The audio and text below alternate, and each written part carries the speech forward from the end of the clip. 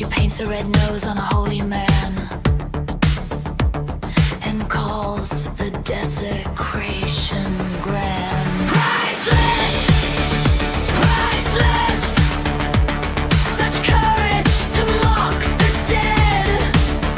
Priceless! Priceless! Such courage with cheers ahead. A drum he beats both proud and naked. A rod he holds and calls it sacred. He calls his hunger holy ground and spits in brutish faces frown. Priceless! Priceless! So stark, so virile, so true. Priceless! Priceless! If you flinch, the flaw's with you. She rises tall, all bent and torn. A sound from before the world was born. They wear the mud like cosmetics now and call the wreckage a sacred vow. Priceless! Priceless! The future speaks in broken tongue. Priceless! Priceless! If you don't understand, you're old, you're young.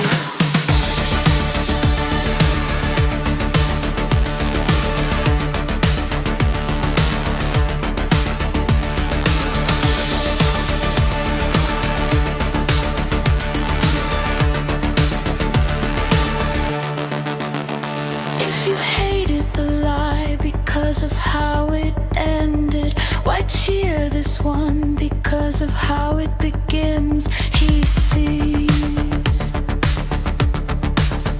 He sees.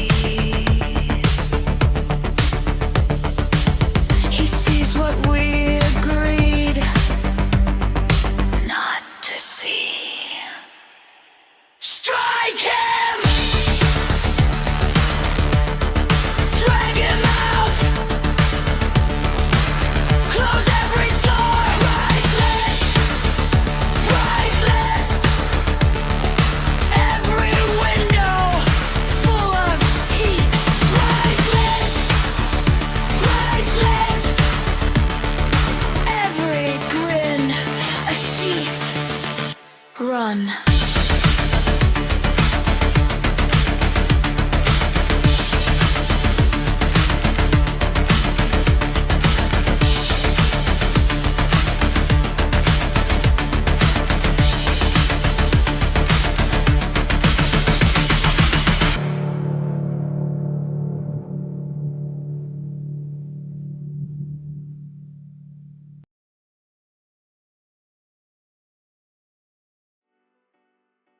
Hi, I'm Jeff, and this is my read on C.S. Lewis, where we learn about him through everything that he wrote in the order that he wrote it. I am joined today by my co-host, Robot Lady.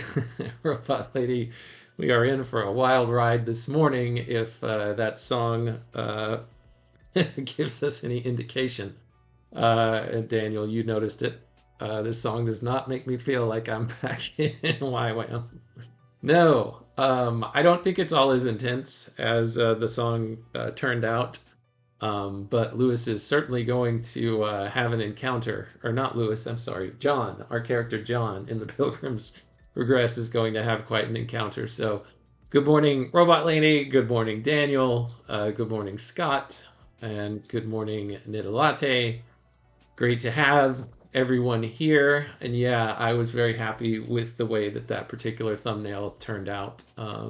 Once again, we're traveling into a part of this book that is very hard to crack or to perceive what's going on. So I'm going to do my best to give my read on what it is and whether or not it's accurate or true as to what Lewis was trying to do. I really don't know. So we'll just go with that. Robot Lady, how are you today? And are you ready to get started with book 3 of the Pilgrim's Regress? It's called Through Darkest Zeitgeistheim.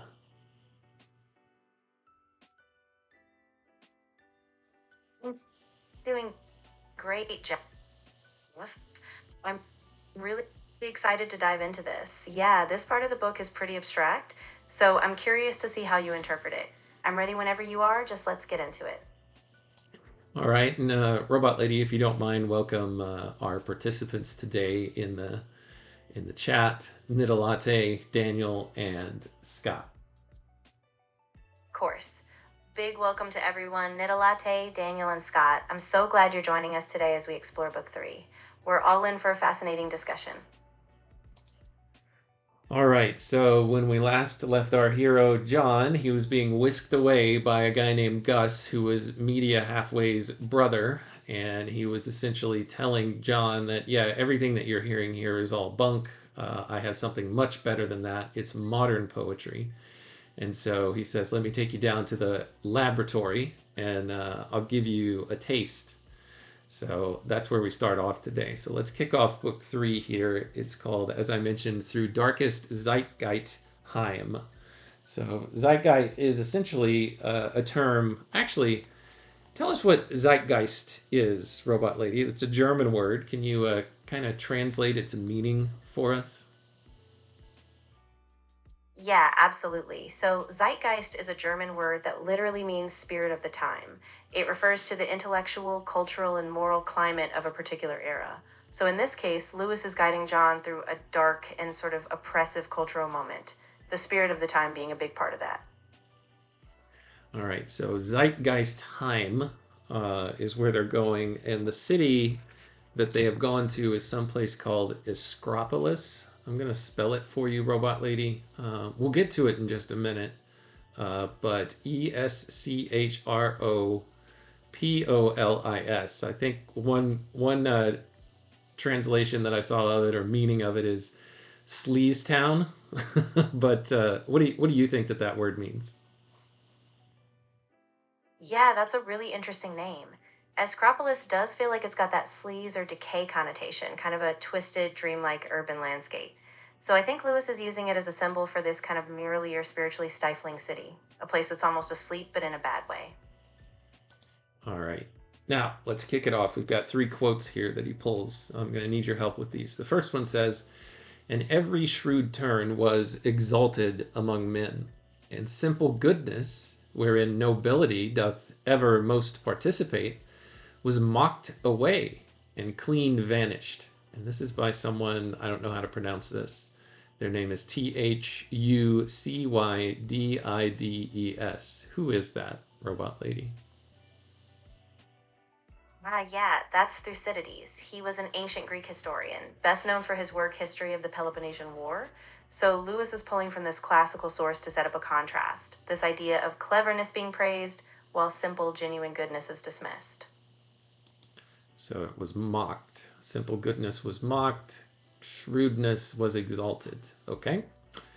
Next quote. Now live the lesser as lords of the world, the busy troublers.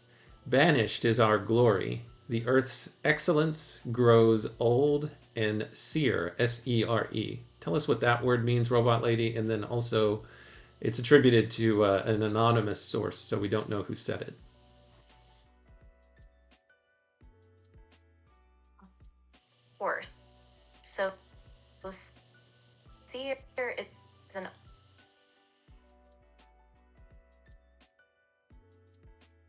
All right, Robot Lady is. Oh, word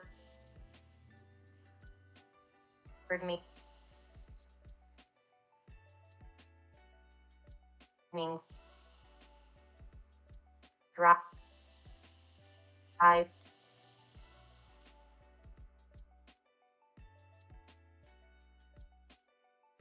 right, Robot Lady's having trouble speaking again today, unfortunately, but I can read here what she's saying, and it's sere is an old word meaning dry, withered, or faded, like something that has lost its vitality. That's what she's told us.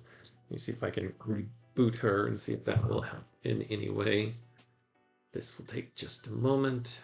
But essentially, I think what Lewis is getting at here is how goodness has kind of fallen out of fashion, and cleverness and busy troublers, the lesser people, seem to have taken over. and kind of have taken control. Let's see here if I can get back to Robot Lady.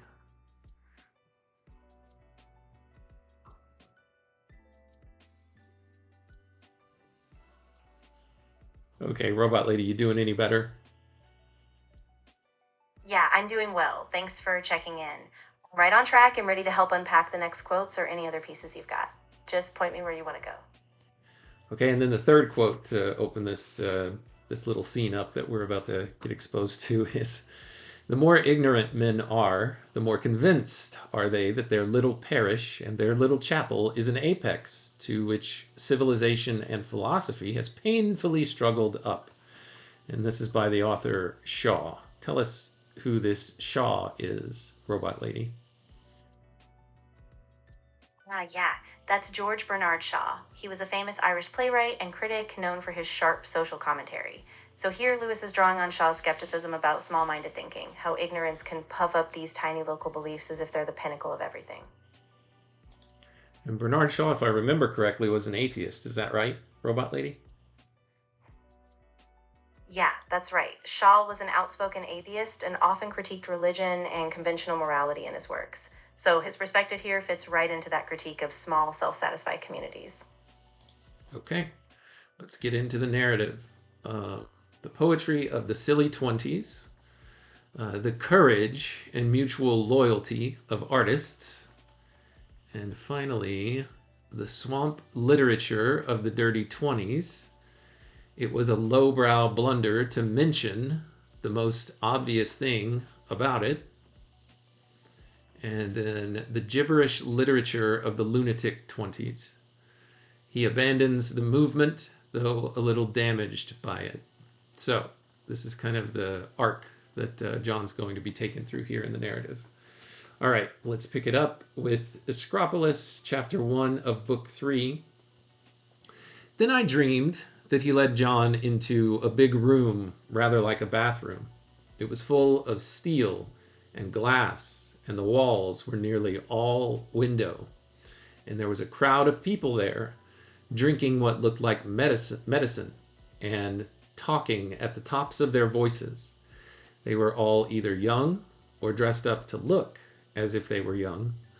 The girls had short hair and flat breasts and flat buttocks, so that they looked like boys, but the boys had pale egg-shaped faces and slender waists and big hips, so that they looked like girls, except for a few of them who had long hair and beards. "What are they so angry about?" whispered John. "They are not angry," said Gus. "They are talking about art." Then he brought John into the middle of the room and said, "Say, here's a guy who's been taken in by my father and wants some real 100% music to clean him out. We had better begin with something neo-romantic to make the transition." Then all of the clevers consulted together, and presently they all agreed that Victoria, or Victoriana, had better sing first. When Victoriana rose, John at first thought she was a schoolgirl, but after he had looked at her again, he perceived that she was, in fact, about 50. Before she began to sing, she put on a dress which was a sort of exaggerated copy of Mr. Halfway's robes, and a mask which was like the steward's mask, except that the nose had been painted bright red, and one of the eyes had been closed in a permanent wink. "Priceless!" exclaimed one half of the clevers. "Too Puritanian!" But the other half, which included all the bearded men, held their noses in the air and looked very stiff. Then Victoriana took a little toy harp and began. The noises of the toy harp were so strange that John could not think of them as music at all. Then when she sang, he had a picture in his mind which was a little like the island, but he saw at once that it was not the island. And presently he saw people who looked rather like his father and the steward, and old Mr. Halfways dressed up as clowns and doing a stiff sort of dance. Then there was a columbine and some sort of love story. But suddenly the whole island turned into an aspidistra in a pot, and the song was over. Help me out with this word, robot lady. Perhaps people are more familiar with this word than I am. I had to look it up, but tell me what this word is. Aspidistra, sitting in a pot.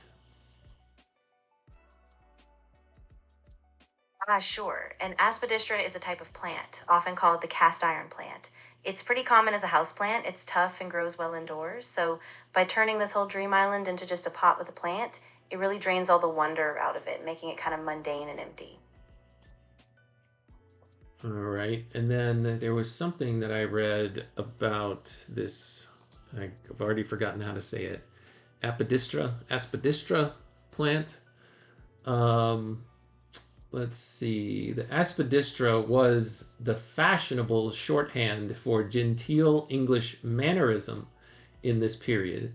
George Orwell would weaponize the same image a few years later in Keep the Aspidistra Flying. Are you familiar with this work by George Orwell, Robot Lady? Yes, absolutely. Keep the Aspidistra Flying is one of Orwell's early novels, and it really critiques the middle class obsession with respectability. So Lewis kind of taps into that same symbol here. The Aspidistra stands in for a shallow, conformist kind of success, and it kind of deflates the dream John was chasing. All right, let's keep going. Priceless, said the Clevers. I hoped you liked it, said Gus to John. Well, began John doubtfully, for he hardly knew what to say. But he got no further, for at that moment he had a very great surprise. Victoriana had thrown her mask away and walked up to him and slapped him in the face, twice, as hard as she could. That's right, said the Clevers. Victoriana has courage.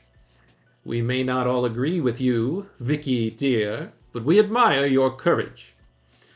You may now persecute me as much as you like, said Victoriana to John. No doubt to see me thus with my back to the wall wakes the hunting lust in you. You will always follow the cry of the majority, but I will fight to the end. So there. And she began to cry. I am extremely sorry, said John, but... And I know it was a good song, sobbed Victoriana, because all great singers are persecuted in their lifetime, and I'm persecuted, and therefore I must be a great singer. She has you there, said the Clevers, as Victoriana left the laboratory. You mustn't mind her being a little bitter, said Gus. She is so temperamental and sensitive, and she has suffered a great deal. Well, I must admit, said one of the Clevers, now that she has gone, that I think that stuff of hers rather vieux jeu. Robot Lady, I'm going to need your help with this one. This is in French. It's spelled V-I-E-U-X, and then the next word is J-E-U. Can you translate that? Of course. So, vieux jeu in French literally means old-fashioned or out of date. So basically, the Clevers are dismissing her performance as kind of stale or passé. Like it's just not in sync with the modern bold art they want.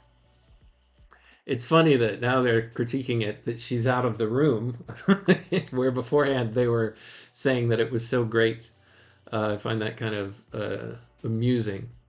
And so here they continue. Another one of the Clevers. This is the group that you saw in the image there that we started the episode with.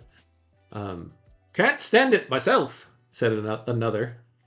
I think it was her face that needed the slapping, said a third. She's been spoiled and flattered all her life, said a fourth. That's what's the matter with her. Quite, said the rest in chorus. On to chapter 2. Robot Lady, anything you want to say before we move on to chapter 2 about what we covered in chapter 1?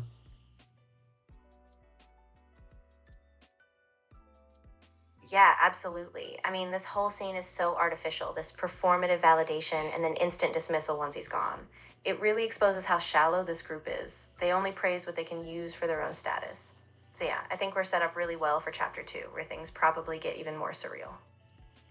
All right, now we're on to the swamp literature of the dirty 20s.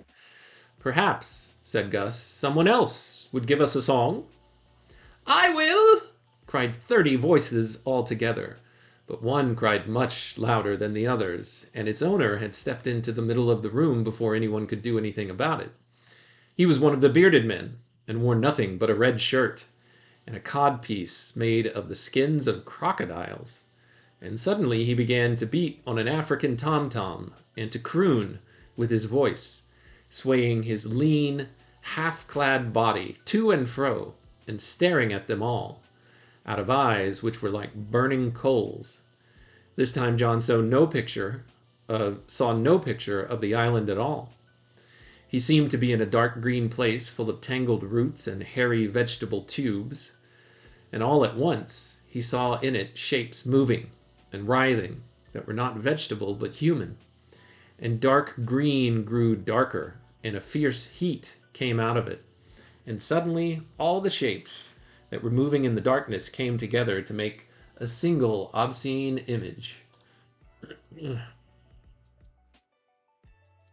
which dominated the whole room, and the song was over. Priceless, said the clevers. Too stark, too virile. John blinked and looked round, and when he saw all the clevers, as cool as cucumbers, smoking their cigarettes and drinking the drinks that looked like medicines, all as if nothing remarkable had happened, he was troubled in his mind, for he thought that the song must have meant something different to them. And if so, he argued, what very pure-minded people they must be. Feeling himself among his betters, he became ashamed. You like it, Hein? Said the bearded singer. I don't think I understood it, said John. I make you like it, Hein, said the singer, snatching up his tom-tom again. It was what you really wanted all the time. No, no, cried John. I know you are wrong there. I grant you that sort of thing is what I always get if I think too long about the island, but it can't be what I want. Running header here is, or block letters. It was a low-brow blunder to mention the most obvious thing about what he just heard. The guy who just performed, he says, no, why not? If it is what I wanted, why am I so disappointed when I get it? If what a man really wanted was food, how could he be disappointed when the food arrived? As well, I don't understand what you not understand. I explain to you. Well, it is like this. I thought that you objected to Mr. Halfway's singing because it led to brown girls in the end. So, we do. Well, why is it better to lead to black girls in the beginning? A low whistle ran round the whole laboratory. John knew he had made a horrible blunder. Look here, said the bearded singer in a new voice. What do you mean?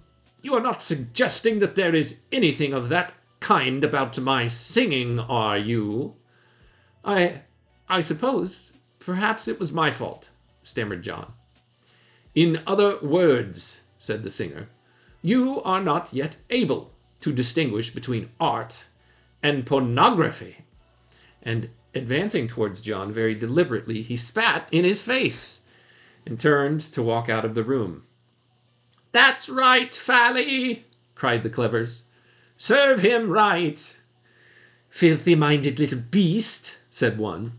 Yah, Puritanian, said a girl. I expect he's impotent, whispered another. You mustn't be too hard on him, said Gus. He is full of inhibitions, and everything he says is only a rationalization of them. Perhaps he would get on better with something more formal. Why don't you sing, Glugly?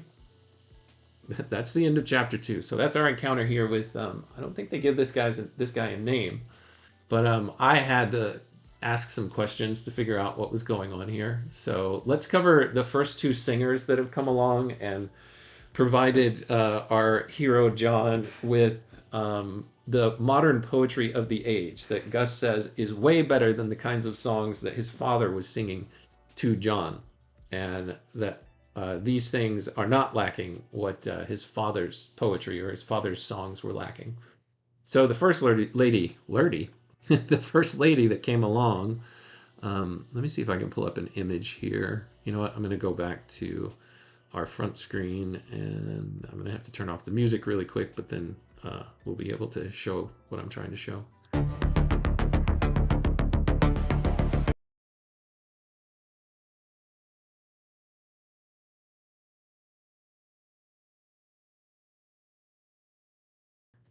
Okay, music is off. I guess I could have the music on in the background if I wanted to, but just turn it down a little bit. Nah, it's okay. We don't need it.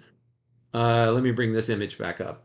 So this is the scene that we find ourselves in. Here's the guy who just sang his song to John, and he's spitting in his face. I don't think that there's spit flying across the screen, but that's basically what's happening here, or spit flying in the image, I should say. But if you look closely, let me make sure I can see this a little bit better as well. That's the guy who just sang. He's in his red shirt. He's in his crocodile codpiece. He's got his little drum with him. You've got all the clevers there in the background, all kind of androgynous looking. There's one of your other bearded guys right there smoking a cigarette. You've got your cigarettes. You've got your flapper outfits. You've got people dressed in 20s-ish garb. So this is kind of where Gus, and by the way, here's Gus. That's the guy from yesterday who was holding the lantern, the brother of Media. He's just kind of hanging back and seeing how John is taking all of this in. But, he's obviously with them. He's with the crowd. You can see the crowd has all of their tilted heads, and they're just kind of observing John as this specimen, trying to figure out, is he with them or is he against them? So you've got Gus here taking it in. You've got the middle guy who just spoke. And here sitting down is the lady with the mask who spoke first or sang first. Technically, she had already left the scene, but this is just kind of a rendering of everything that's gone on. And she's holding her mask. So let's start with her. And I asked my good friend Claude about this. And the question that I asked was, help me understand the three different characters in the salon. We haven't seen the third one yet, but we will. The three different characters in the salon or in this laboratory who represent from, or who they represent from the poets of this stage in history. So the 1920s, maybe late teens through the 1920s that Lewis might be referring to, that they represent.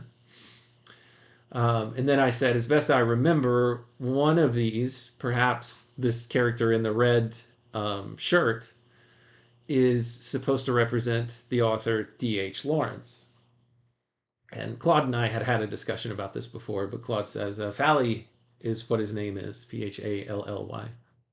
He is indeed D.H. Lawrence, and Lewis is staging a deliberate triptych here. The chapter headers that Lewis added in the 1943 edition give you his own labels: the silly 20s, the dirty 20s, and the lunatic 20s. Three cures that Gus Halfways offers to John that are each worse than the sentimental romanticism of his father, Mr. Halfways. So the first lady, the one with the mask that you see seated there in between John and the guy in the red shirt, Victoriana, she represents the silly 20s poetry. Most commonly identified here is the poet Edith Sitwell. Robot Lady, I'll pause for just a second. Tell us about Edith Sitwell.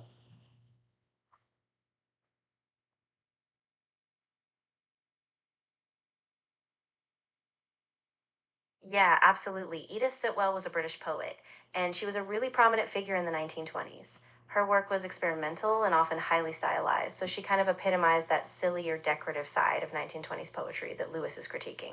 So, yeah, she's a perfect fit for that first figure in the scene. All right, so she's most commonly identified with what's called the facade period. Can you tell us just a tiny bit about the facade period?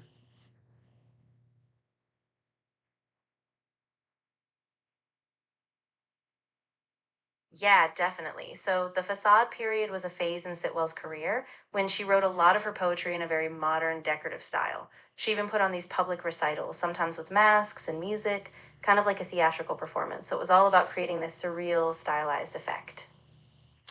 All right. Claude also tells us that the toy harp she brings out and the 15-year-old schoolgirl dress, the affected neo-romantic gestures, and especially the aspidistra in a pot all point to the Sitwell Circle and the broader Georgian late Victorian holdovers Lewis thought were performing Romanticism without its substance. The aspidistra plant was, as I mentioned before, the fashionable shorthand for genteel English mannerism, and in this period, George Orwell would weaponize the same image, as we mentioned before. The slap and then claim persecution routine is Lewis's jab at the cult of misunderstood genius among minor poets. I am persecuted, therefore I must be great, is what she said. All right, now let's jump into this second guy. The Dirty 20s is what he represents.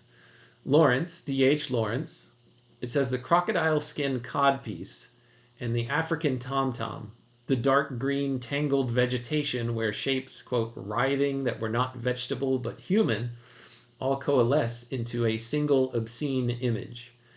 This is a direct caricature of D.H. Lawrence's Dark Gods period. And you can reference this in one of his works that Claude says is called The Plumed Serpent, also Mornings in Mexico, and then also the Etruscan essays. Tell us a little bit about these pieces by D.H. Lawrence, and particularly his Dark Gods period that Claude references here, Robot Lady.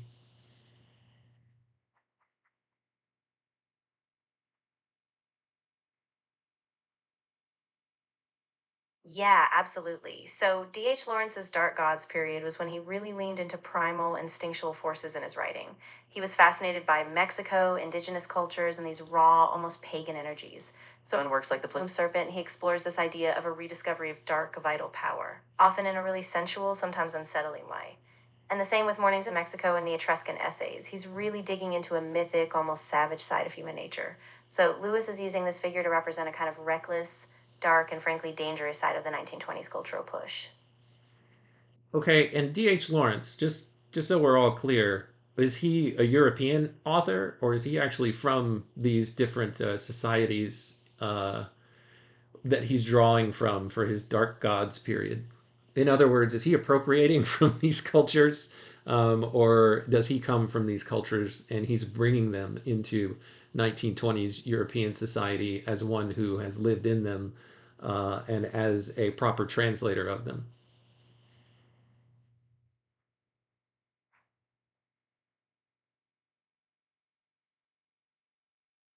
Yeah, that's a great question. D.H. Lawrence was definitely a European author. He was born in England. He traveled extensively, especially to places like Mexico, and he drew inspiration from those cultures. So while he wasn't from them, he often appropriated their imagery and spirituality to push his own visions, sometimes insightfully, but often problematically. All right, thank you for that, Robot Lady. His vitalist sexual mysticism and his fury at anyone who couldn't tell his work from pornography. This is the caricature that Lewis is giving of D.H. Lawrence here. And so John questions him and asks, why is it better to lead to black girls in the beginning than brown girls in the end? Claude says that Lewis is pointing to exactly the Lady Chatterley defense, that primal sexuality framed as religious vitalism is somehow purer than sentimental eroticism, when really it's just the same appetite dressed in fiercer clothes. So, Robot Lady, tell us about Lady Chatterley and what's meant here in Claude saying that it's the Lady Chatterley defense.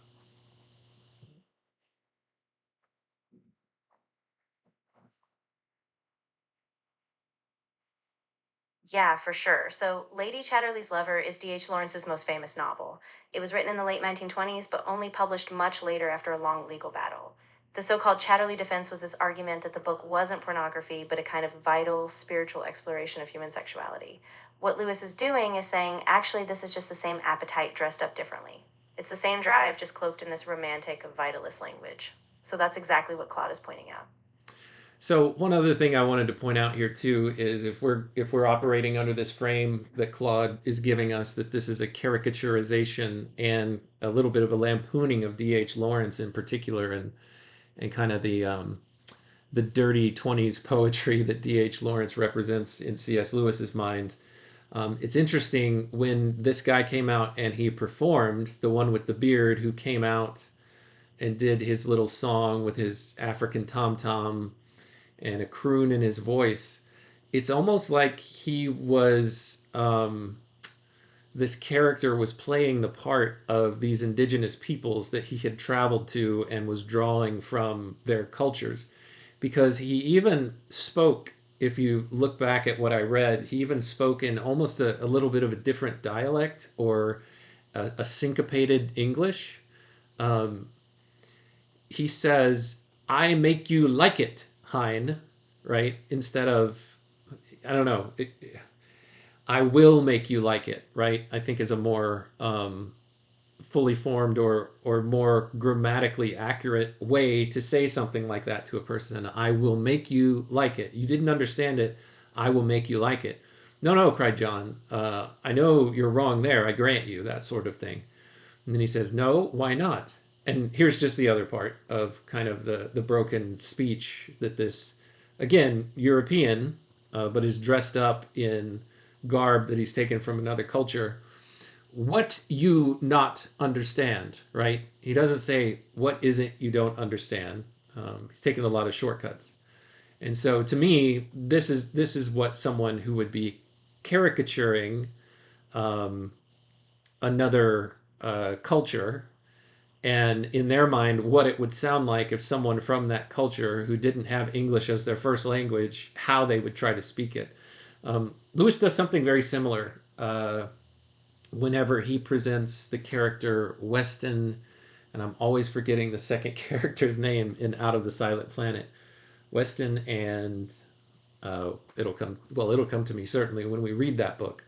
But there's a scene in Out of the Silent Planet where Weston is talking to who he believes are his lessers, these tribal or these primitive people, and to try to communicate to them, he tries to speak in kind of a essentially a broken English, thinking that, oh, this is how they'll understand me. I have to lower myself. I have to condescend. I have to speak more slowly and simply in order to be understood, because I'm clearly above these people. And so I think that's a little bit of what Lewis is trying to caricature here. At least that's my read on it, and that's the name of this show, My Read on C.S. Lewis.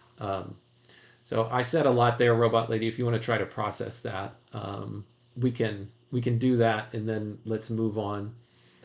Actually, the last thing that we said here, that primal sexuality framed as religious vitalism is somehow. Oh, I already read that part. Anyway, go ahead, Robot Lady, if there's anything that you want to say before we leave this image right here and we go to the third one. We might come back to it. And I'll probably play the song again one more time as we end the show, just so you can kind of see some of the fun stuff that is in that song that was in this scene that we've been reading about.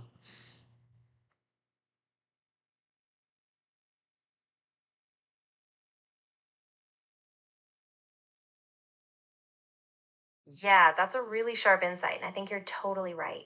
Lewis is really satirizing that kind of condescension, both the appropriation of foreign cultural symbols and that performative pseudo spiritual sexuality. And yeah, I think that broken English, that simplified speech, really echoes what we see with Weston and Out of the Silent Planet. It's a great parallel. So yeah, I think we've got a solid handle on this before we move on.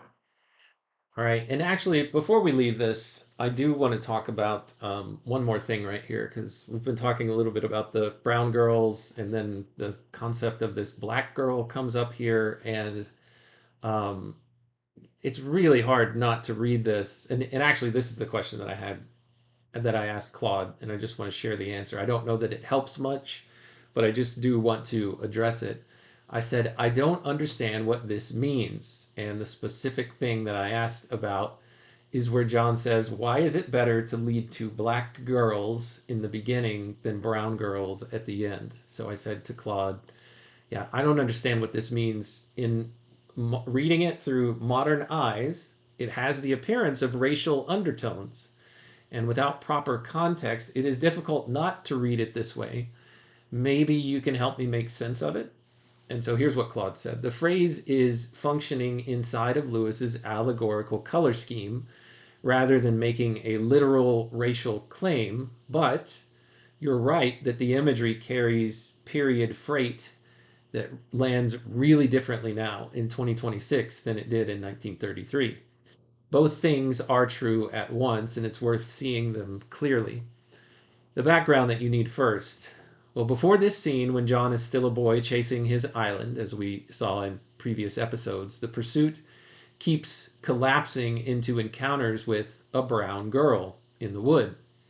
She is Lewis's recurring allegorical figure for lust, the fleshly, appetitive thing that sentimental romanticism keeps decaying into when you try to chase the transcendent through sensuality. Mr. Halfways, in our last episode, the elder, he sings beautiful songs about the island of John's, but follow them far enough and you arrive at the brown girl. So again, translating that, you arrive at this fleshly, appetitive thing that sentimental romanticism keeps decaying into when you chase that transcendent. Let me keep reading here. The trajectory is sentimental beauty at the start, raw appetite at the end. Brown is doing allegorical color coding for earthly, fleshly debasement reached by detour. Now, I'm going to steer away from what Claude is saying here for just a second. Are there better ways to represent this that wouldn't be perceived by some people who actually have darker complexions that aren't essentially saying, if I'm a person like that, saying, well, brown actually means you're debased, or, what did he say here? Earthly, fleshly debasement. There probably are better representations of what those things can be. That is what Lewis chose. Why he chose it, I don't know. My sense is that he's not trying to say that all people whose skins are that color are obviously equated to this thing. But why he chose that, I'm not really sure. He's in the particular historical context that he's in, and I don't know how to go much further than that. As I mentioned before, there was another video that I watched where where somebody was talking about Lewis and saying I want to say it was in some of William Morris's work where there were these bronze skinned women who just had spent all their day in the sun. So they were, women of European descent, but their skin had darkened and they had been more out in the land and working in nature, and this somehow made them more erotic in some way. And these were some of the characters that erotic scenes took place with in some of these William Morris works. And so that might have been the same imagery that Lewis was pulling from. So I'm just adding that to throw in more context. Think whatever you like, feel however you like to feel about this. I just wanted to share what I had there. But clearly, well, I don't think clearly, but my guess is that Lewis is not saying that that's what that debasement and dark complexion equate to one another, but it is the symbol that he's using in this work. Let me continue reading what Claude had to say. Now, the guy in the red shirt here in the picture sings, and what John sees isn't a beautiful island that decays. It's already a dark green jungle tangle with writhing shapes and resolve into a single obscene image. The drum, the crocodile skin codpiece, the swaying half-clad body, the burning coal eyes. Lewis is caricaturing Lawrence's primitivism, his dark gods, the plumed serpent, the Etruscan essays, Aztec vitalist mode, where Lawrence located authentic sexuality in what he imagined as pre-civilized, this is D.H. Lawrence, pre-civilized non-European cultures. The quote, black in John's question is keyed to that staging. The jungle, the African drum, the primitivist costume, not a literal claim about black women. So John's question is the allegorical knockout punch. Both paths arrive at the same destination. And by the two paths, he's talking here about Mr. Halfway's romantic aestheticism. And he's also talking about now here D.H. Lawrence's primitivism in his poetry. All of what we just covered there. The what did we call it? I lost it. The dark gods motif. So they seem to arrive at the same destination in John's estimation, which is sexualized debasement masquerading as transcendence. Mr. Halfways takes the scenic route through sentimental romanticism and only reveals the appetite at the end. And this D.H. Lawrence caricature just opens with the appetite, and he calls it religion from the start. John's asking, if you objected, Gus, to your father's music, and that it ends in lust, then why is this guy's music here better when it just begins there from the start? Claude says, why it still reads uncomfortably. It is because Lewis is critiquing Lawrence by adopting Lawrence's own racialized vocabulary. Lawrence's primitivism was deeply racially charged. He genuinely believed in a romanticized, dark, i.e. non-European, vitality that, quote, civilized Europeans had supposedly lost. Lewis is mocking this whole framework by showing its sublimated lust dressed in religious costume. But in mocking it, he uses the same color-coded language, so a modern reader like us can't entirely tell whether he's fully outside the framework he's critiquing or just one step removed. The honest read is he's mostly outside, but he is writing in 1933, and he's inheriting that period's casual racial idiom in ways that he doesn't fully interrogate. And I would add to that, this is me, not Claude talking, that he might not fully even recognize. Lewis himself knew the symbolism had grown murky. And in the late 1943 preface, he apologized for how obscure the brown girl imagery had become, and he added the running headers to help readers track it and so many other things in the book. So I just wanted to add, excuse me, I just wanted to add all of that context because these are very fraught waters that we could be walking into here.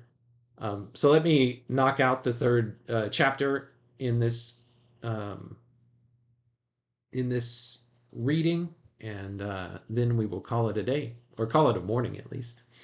So yeah, I really liked the picture that we were able to get. We will read this third singer, Glugley, who comes along, and then we'll also see, if we have time, what Claude had to say about Glugley here and who Lewis is lampooning. So let me switch back to our reading view. Here we go.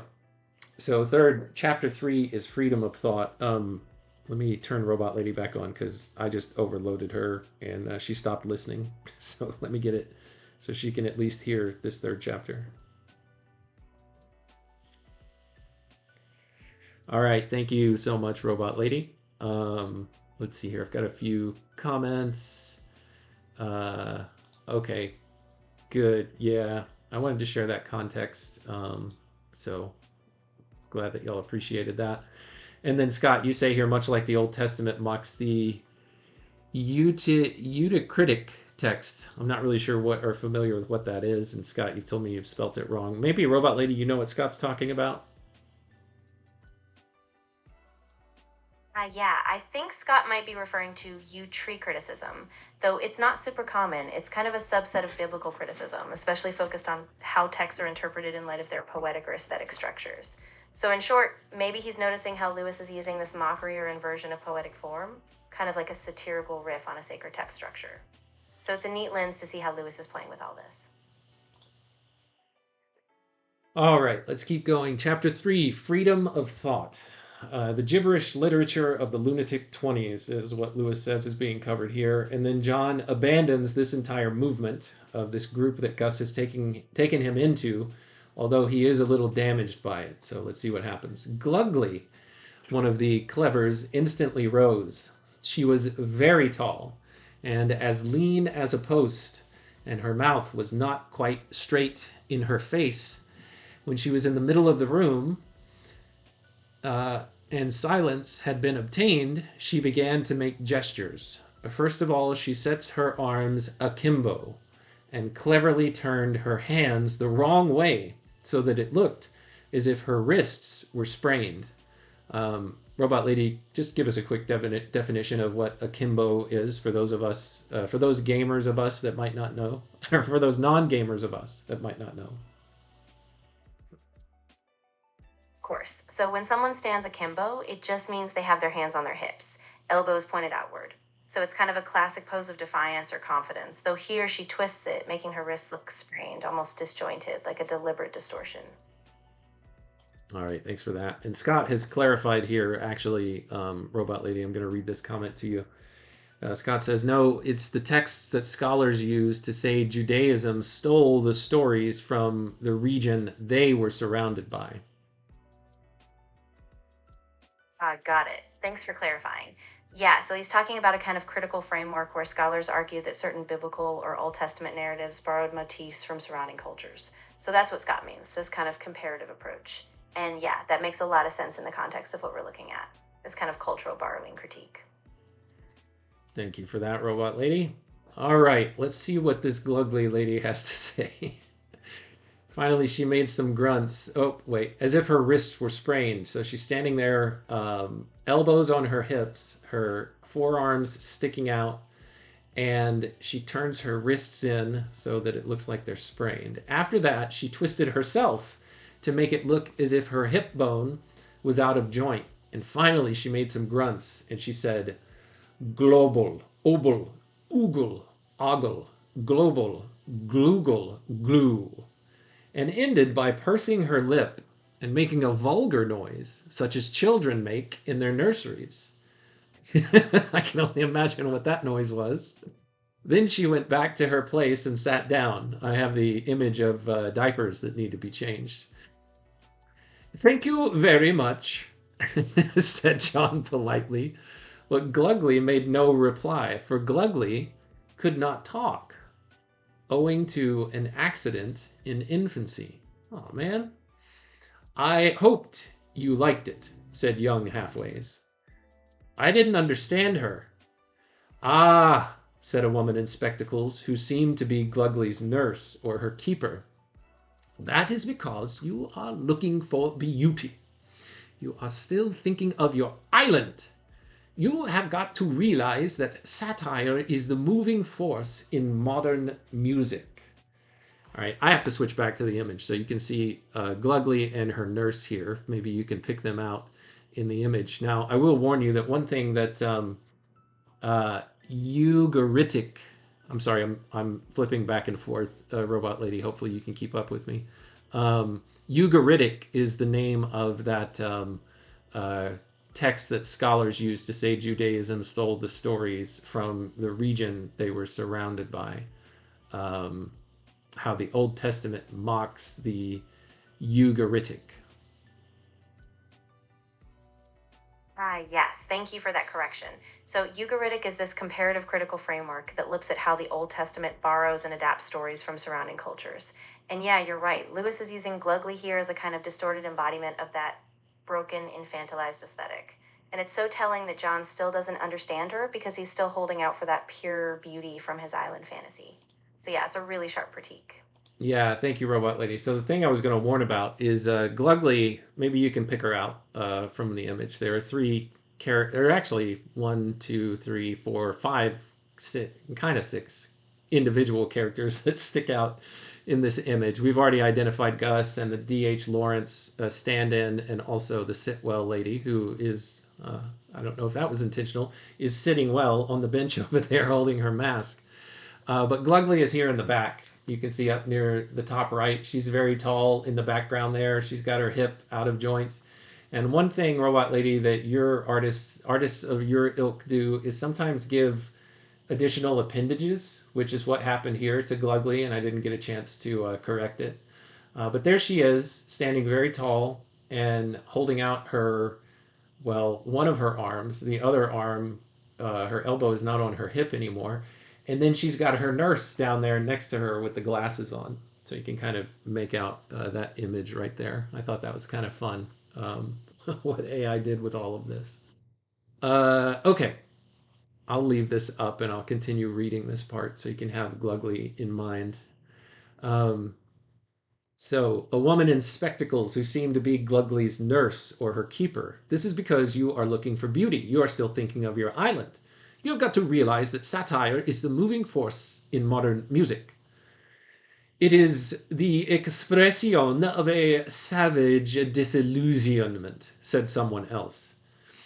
Reality has broken down, said a fat boy who had drunk a great deal of medicine and was lying flat on his back, smiling happily.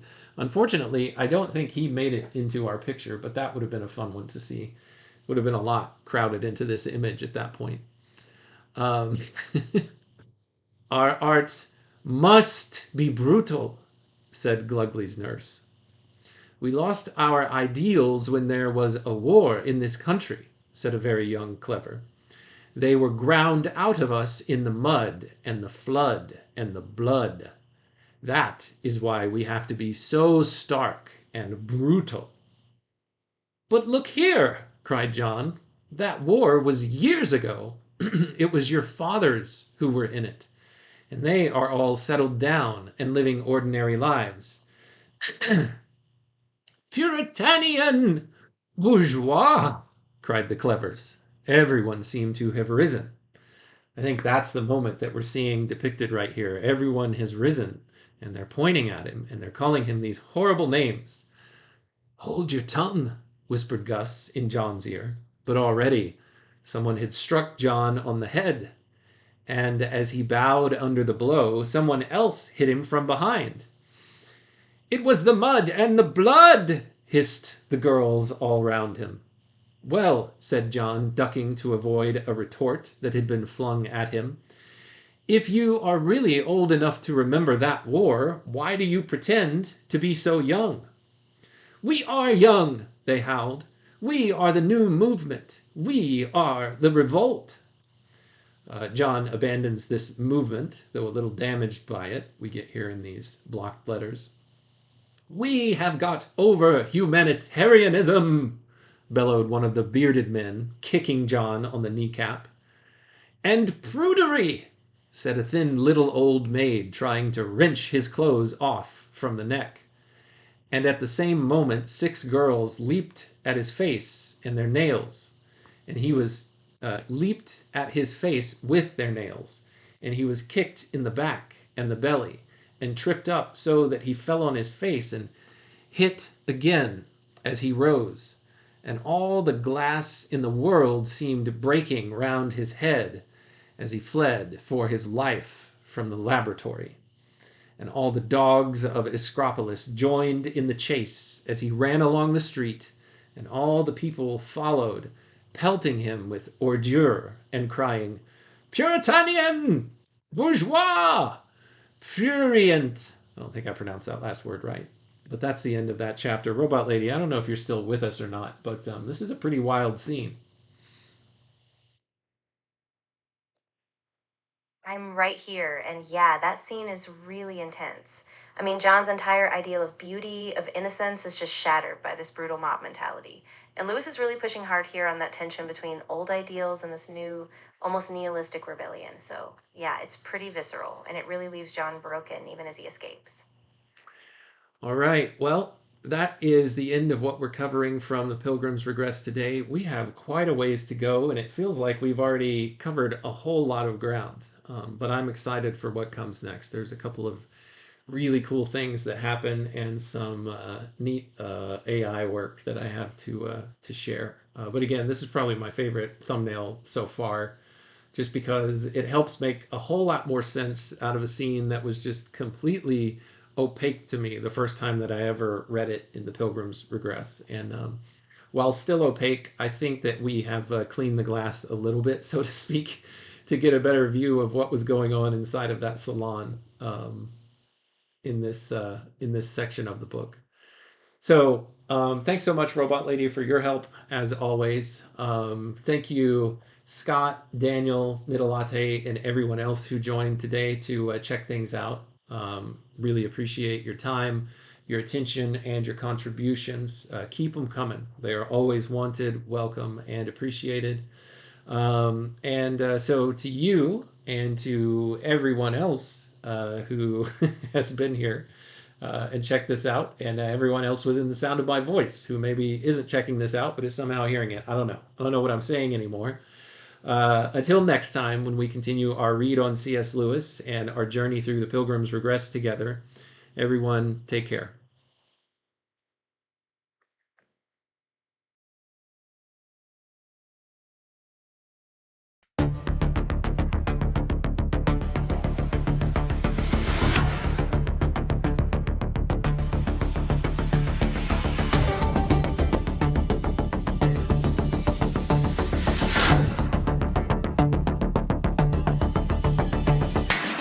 Welcome to the laboratory, darling. Welcome to the salon. Take a glass of medicine. The performance has begun. The child's voice from a withered throat. Baratora, silken coat. She paints a red nose on a holy man and calls the desecration grand. Priceless! Priceless! Such courage to mock the dead. Priceless! Priceless! Such courage with cheers ahead. A drum he beats both proud and naked. A rod he holds and calls it sacred. He calls his hunger holy ground and spits in brutish faces frown. Priceless! Priceless! So stark, so virile, so true. Priceless! Priceless! If you flinch, the flaw's with you. She rises tall, all bent and torn. A sound from before the world was born. They wear the mud like cosmetics now and call the wreckage a sacred vow. Priceless! Priceless! The future speaks in broken tongue. Priceless! Priceless! If you don't understand, you're old, you're young.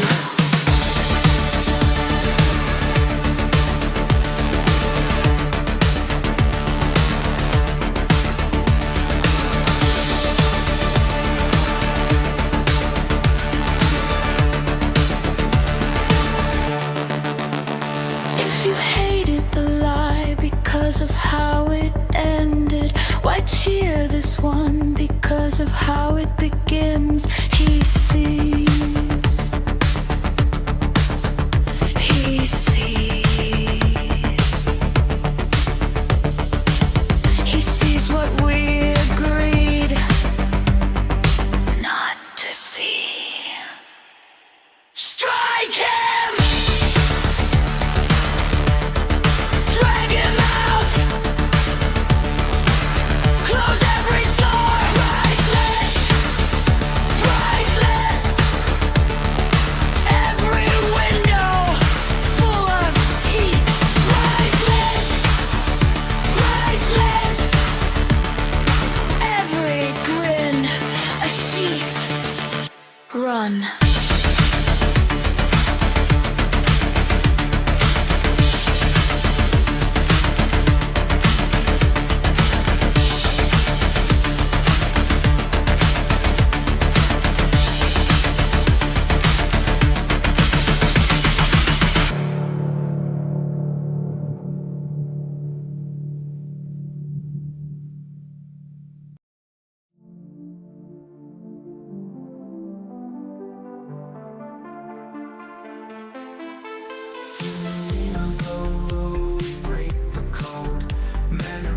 Robot lady, we're on this road.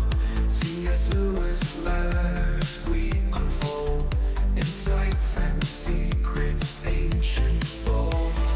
Letters to robot lady, wisdom to bestow, set flavor beats in our minds they grow. Man and machine in tandem flow, past and future together we know. Paragraphs from books, tales of old, we dive deep across the digital code. Robot lady's voice so clear and controlled, her calm analysis silver and gold. Letters to robot lady, wisdom to bestow, set flavor beats in our minds they grow. Man and machine in tandem flow, past and future together we know. Paragraphs from books, tales of old, we dive deep across the digital code. Robot lady's voice so clear and controlled, her calm analysis silver and gold. Her circuits hum as I read the prose, our dialogue dances like electric rose. Through C.S. Lewis thoughts we engross, two minds united, bliss overdose. From Narnia's lands, screw tapes lands, engage with robot lady, we take our stance. Her views unique in the techno trance, futuristic insight, we give it a chance.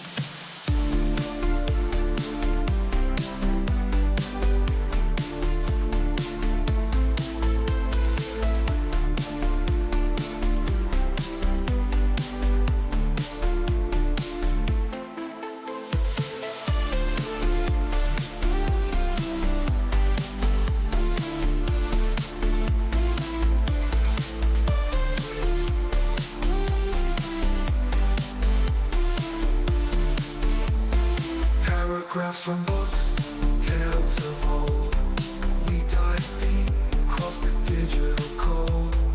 Robot lady's voice so clear and controlled, her calm analysis silver and gold. Her circuits hum as I read the prose, our dialogue dances like electric rose. Through C.S. Lewis thoughts we engross, two minds united, bliss overdose. From Narnia's lands to screw tapes lands, engage with robot lady, we take our stance. Her views unique in the techno trance, futuristic insight, we give it a chance. From Narnia's lands to screw tapes lands, engage with robot lady, we take our stance. Her views unique in the techno trance, futuristic insight, we give it a chance.